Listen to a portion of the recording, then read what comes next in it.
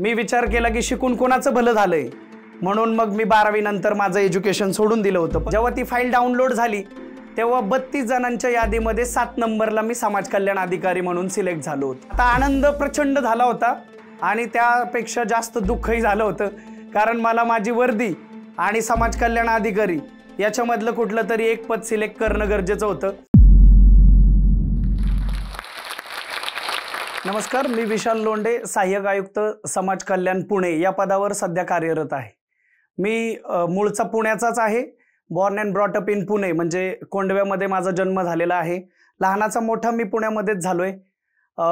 आई वडील माझे त्यांच्याबद्दल सांगायला गेलं तर मी मजुराचा मुलगा आहे आणि आई माझी जी की दुसऱ्यांच्या घरामध्ये धुणं भांडी करून नवऱ्याला मदत करणारी ती स्त्री।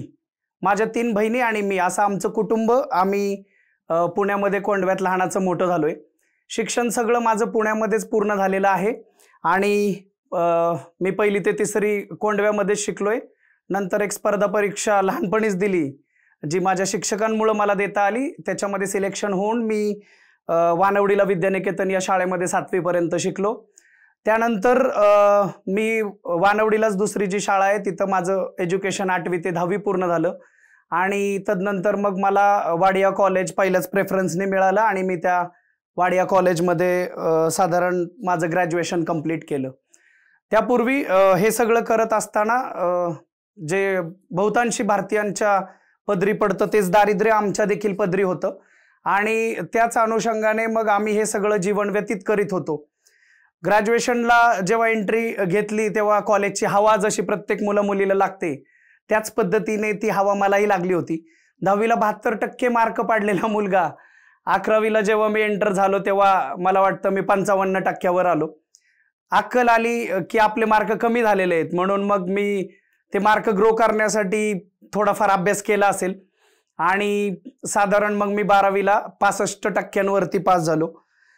12वी कंप्लीट केल्यानंतर या समाजाने जे बांधून दिलेलं आहे, ज्या पद्धतीने ड्रॉप आउट रेट आहे आणि जशा पद्धतीने एज्युकेशन मधून ही मुली ड्रॉप होतात, जी कुठल्या तरी गावखेड्यातून आलेली असतात, कुठेतरी झोपडपट्टीत लहानाची मोठी झालेली असतात, त्याच पद्धतीने माझ्या देखील जीवनामध्ये अशी गोष्ट घडली आणि जगातला सगळ्यात मोठा विचार मी केला असेल बहुतांशी।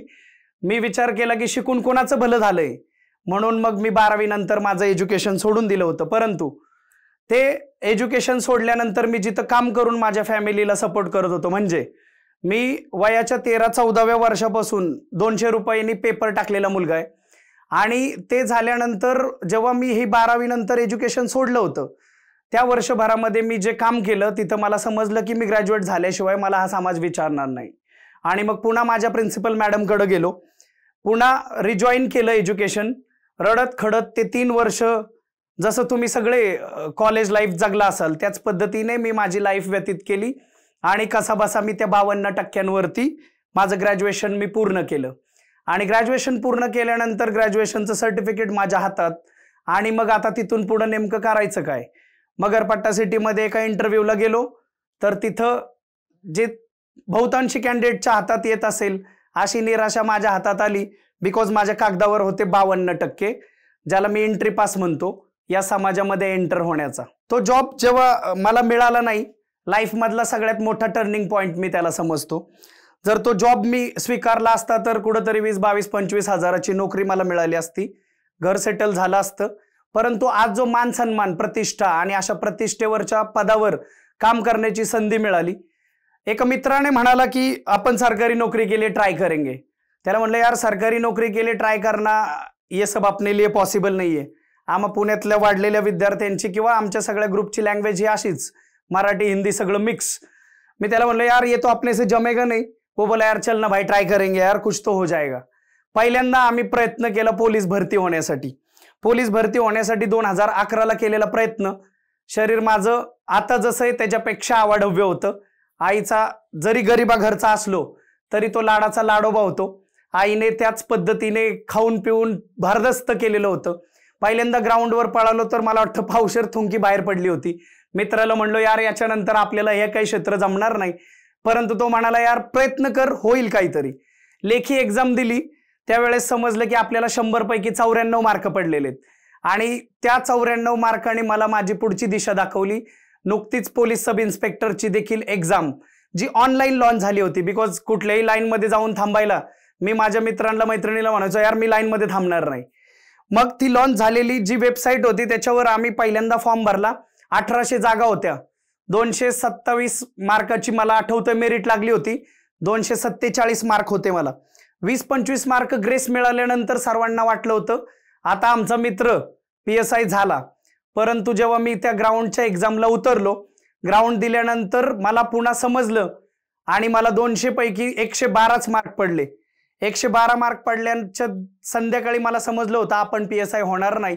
माझ्या सरांना जाऊन भेटलो आणि सरांना सांगितली सर्व वस्तुस्थिती. त्यावरती मला समजलं आपलं सिलेक्शन या गोष्टीला होणार नाहीये आणि मग माझ्या हाती निराशा आली. त्या निराशेनंतर मी माझ्या सरांना ज्या दिवशी भेटलो होतो त्या दिवशी म्हणालो सर नेक्स्ट PSI ची जाहिरात जेव्हा येईल आणि त्या जाहिरातीमध्ये मी PSI होईल त्या दिवशीपासून तुम्ही मला तुमचा विद्यार्थी म्हणून सांगा. तत्पूर्वी मी 2012 साली साधारण एका वर्षामध्ये 52 रविवार असतात. त्या 52 रविवारपैकी 32 रविवार वेगवेगळ्या एक्झाम दिल्या होत्या, कारण माझ्या घराला गरज होती कुठल्या ना कुठल्या नोकरीची. मग त्या एक्झाममध्ये मी पोस्टमन, तलाठी, staff selection commission, railway recruitment board, जिल्हा निवड मंडळ, MPSCचं जे वर्तुळ होतं PSI STI असिस्टंट आणि इतर सगळ्याच एक्झाम्स मी दिल्या होत्या. त्याच्या आजही नोंदी माझ्याकडे अवेलेबल आहेत. मग याची परिणती अशी झाली नेक्स्ट इयरला जेव्हा 2012च्या ऑगस्टला मी समाज कल्याणमध्ये क्लर्क पोस्टवर निवडलो गेलो. त्या झोपडपट्टीतल्या कुटुंबाला 16,800 रुपये गव्हर्नमेंटचा पगार सुरू झाला आणि या पगाराची परिणती आमच्या घरी जो आनंदी आनंद आणि ही नोकरी मी जॉईन केली. परंतु जॉईन केल्यानंतर मी स्वतःमध्ये एक गोष्ट येऊ दिली नाही, ते म्हणजे सॅटिस्फॅक्शन. आणि ते सॅटिस्फॅक्शन येऊ न देण्याची परिणती अशी झाली की मला फ्युचरमध्ये 2013 साली जूनमध्ये माझं सिलेक्शन झालं PSI म्हणून, जुलैमध्ये माझं सिलेक्शन झालं सेल्स टॅक्स इन्स्पेक्टर म्हणून, डिसेंबर 2013ला माझं सिलेक्शन झालं फूड कॉर्पोरेशन ऑफ इंडियाला असिस्टंट म्हणून. आणि ज्यावेळी मी ठरवलं की आता आपल्याला PSI म्हणून जॉईन व्हायचंय तर तो दिवस होता 7 February 2014. Police commissioner office Pune इथं मी जॉईनिंग लेटर हातात घेऊन उभा होतो. माझ्याकडे ती यादी देखील होती की मला कुठला स्पोर्ट्स शूज घ्यायचा आहे, व्हाईट शूज घ्यायचा आहे, PT shoes and track pant आणि तो पोलीस युनिफॉर्म, या सगळ्या गोष्टी जो PSI साठी आवश्यक होते. ती यादी हातामध्ये घेऊन मी आईला फोन केला आणि म्हटलं मम्मी कपाटातले थोडे पैसे घेऊन ये, आपल्याला कॅम्पामध्ये अशा पद्धतीची शॉपिंग करावी लागेल. परंतु तो फोन कट झाल्यानंतर एक 10 मिनिटांनी पुन्हा मला एक फोन आला आणि त्या फोनमध्ये उद्गार होते की साहेब आता पुन्हा पेढे वाटा. त्यांना म्हटलं यार मागचे 6 महिने मी पेढेच वाटतोय, आता मला जॉईन करून जाऊ द्या आणि रिटर्न येऊ द्या आणि मग मी तुम्हाला काय असेल ती पार्ट्या पुन्हा देतो बाबांनो. पण नाही म्हटले साहेब MPSCची वेबसाईट चेक करा, आम्ही तुम्हाला फोन का केला हे तुम्हाला समजेल.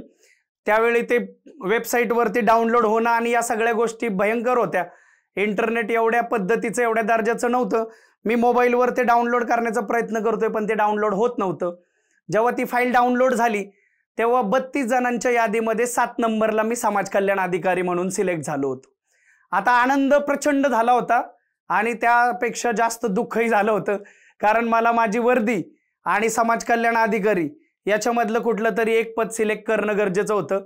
पायरीवरती डोकं ठेवून बसलो होतो. येणारा जाणारा प्रत्येक कॉन्स्टेबल हवालदार माझ्या डोक्याला डिवचायचा आणि म्हणायचा मुला तू इथं का बसलाय.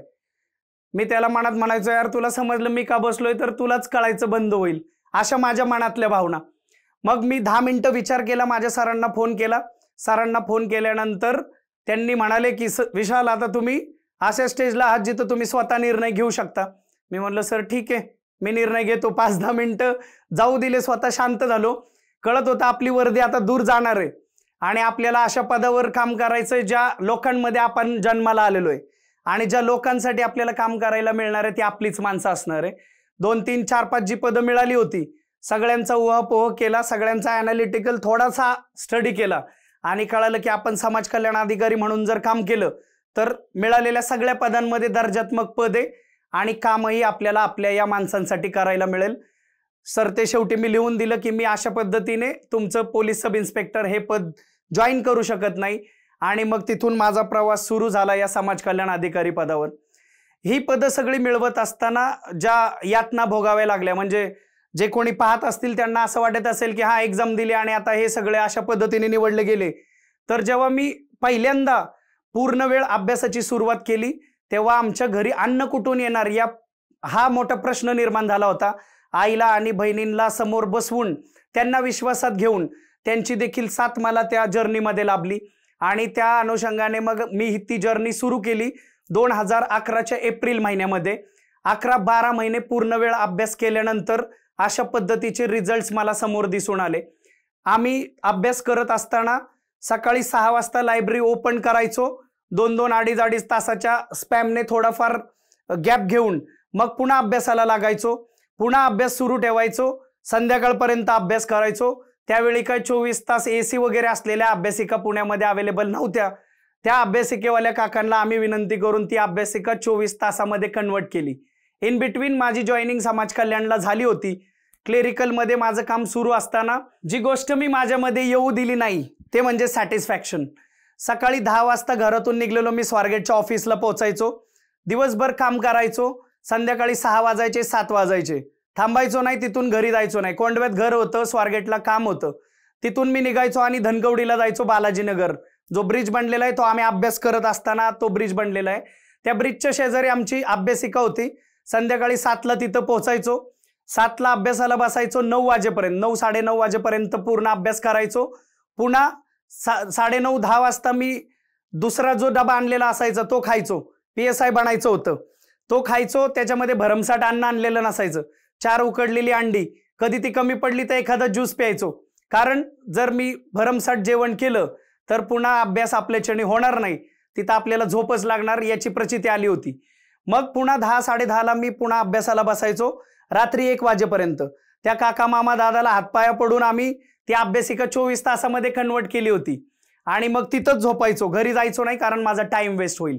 सकाळी साधारण 5 वाजता 5:10 उठायचो, 2 बॅगा आणलेल्या असायच्या सोबत. दुसरी बॅग घ्यायचो, कधी कात्रज घाट, कधी सनस ग्राउंड, कधी दिवे घाट, कधी SPचं ग्राउंड, तर कधी रामटेकडी. अशा पद्धतीने ग्राउंड करून करून करून स्वतःला अशा पद्धतीने झिजवलं होतं की मी त्या 11-12 महिन्यांमध्ये 86 किलोवरून 68 किलोचा झालो होतो, ज्या दिवशी मी PSI म्हणून सिलेक्ट झालो होतो. तर अशा पद्धतीने आपण जर कष्टाची तयारी ठेवून या क्षेत्रामध्ये उतरू तर मग निश्चित आपल्याला यश मिळेल. कोणीतरी आपल्याला सांगेल, भावाला वाटतंय, बहिणीला वाटतंय, मम्मीला वाटतंय, पप्पाला वाटतंय, म्हणून आपण अशा पद्धतीच्या क्षेत्रामध्ये स्वतःचं करिअर करायला आपण एंटर होतो आणि मग व्यवस्थित गाईडलाईन्स, व्यवस्थित गायडन्स, व्यवस्थित मार्ग न मिळाल्यामुळे मग कुठंतरी आपल्या हाती अपयश आल्यानंतर आपल्याला मात्र या समाजामध्ये ते स्थान, तो दर्जा आणि ज्या गोष्टी आपण आपल्या डोक्यामध्ये ठेवलेल्या असतात त्या आपल्याला मग थोडं मिळण्यामध्ये जी कठीणाई आलेली असती आणि हताशपणा आलेला असतो, त्यामुळं आपली आजची पिढी थोडीफार तर त्या गोष्टींमधून डिस्ट्रॅक्ट होते असं जाणवतंय. आता गेल्या कित्येक वर्षामध्ये 10-12 वर्षाचे सर्व्हिस माझी झालेली आहे. ही सर्व्हिस करत असताना पुन्हा सॅटिस्फॅक्शन न येऊ देण्याची जी माझ्यामध्ये असलेली वृत्ती आहे, त्यातून मी गेल्या वर्षी थोडाफार अभ्यास करून UPSCची प्रिलियम क्रॅक करून मेन्स सुद्धा दिली. ऑप्शनलचा थोडाफार स्टडी नसल्यामुळं इंटरव्ह्यू कॉल आला नाही, परंतु आपण कुणी जे कोण अभ्यास करत असाल त्यांनी जर त्या लेवलला जाऊन चांगला गाईडलाईन घेऊन जर या क्षेत्रामध्ये उतरत असाल तर निश्चित तुम्हा सर्वांना यश येईल अशी माझी मनोमन धारणा आणि मला त्याबद्दलची गॅरंटी देखील आहे. बिकॉज आजपर्यंत पृथ्वीवर या जगामध्ये जे काही मिळवलं गेलेलं आहे आणि जे आपल्याला दिसतंय ते माणसाने मिळवलंय, माणसाने निर्माण केलेलं आहे. नॅचरल गोष्टी ज्या आहेत ते सुपर नॅचरल पॉवर्स पाहतील, पण माणसाच्या आवाक्यात असलेल्या सगळ्या गोष्टी माणूस मिळवू शकतो. एखाद्याला नोबेल मिळतो तर त्यांनी तो शोध लावलाय म्हणूनच मिळतो, तो माणसाने लावलेला आहे. आणि अशाच पद्धतीने तुम्ही देखील जे मिळवण्याची अपेक्षा करीत आहात त्या गोष्टी निश्चित तुम्हाला मिळतील अशा सदिच्छा व्यक्त करतो आणि आपली सर्वांची रजा घेतो. थँक्यू. हा व्हिडिओ आपल्याला कसा वाटला हे आम्हाला कमेंट सेक्शनमध्ये कळवा आणि आपल्या मित्रांसोबत शेअर करायला विसरू नका.